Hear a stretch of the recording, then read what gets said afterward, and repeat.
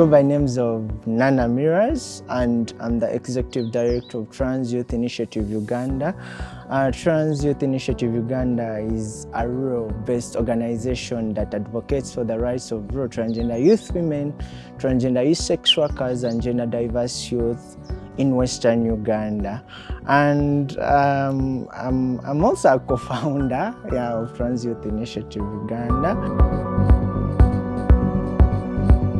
The organization started initially as a temporary crisis shelter for homeless transgender youth women, transgender youth sex workers, and gender diverse youth in Western Uganda, because there was a gap that people could, face violence and then be evicted by their landlords, be neglected by their families, but then at the end they had nowhere to run to for help.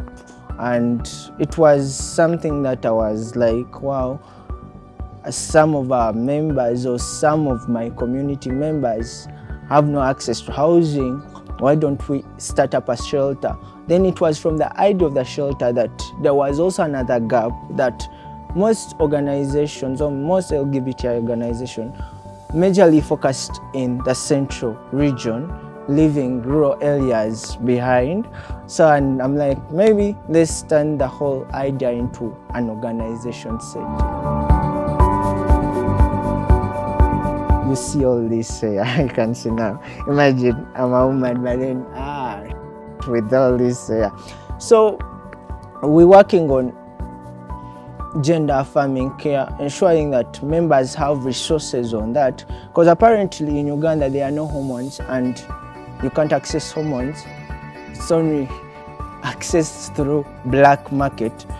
So we are like, if we see that as a challenge, we need to work around it and ensure that there is resources. Resources could be guides on what happens when you take hormones, what you should do before taking hormones, where should you seek for help, because this is all something our community needs to know.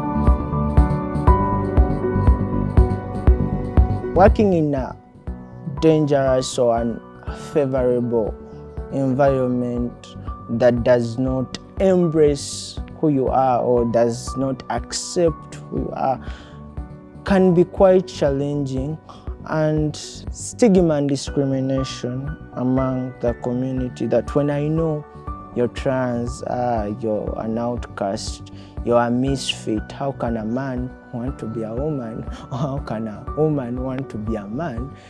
That is quite challenging to some people. I even have a scar. I don't know whether the camera is able to see it, but I think this is a scar that is seen.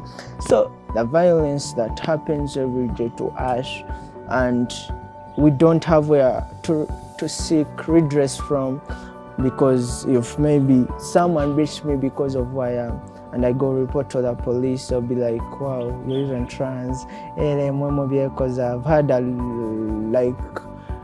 lot of people say that to me, and I'm like, wow.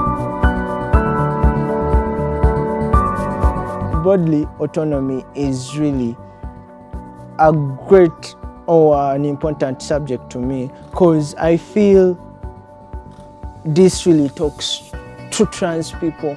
We've always been boxed to identify with society's expectations, but then I'm like, this is my body, this is my, my everything. So why make choices for me?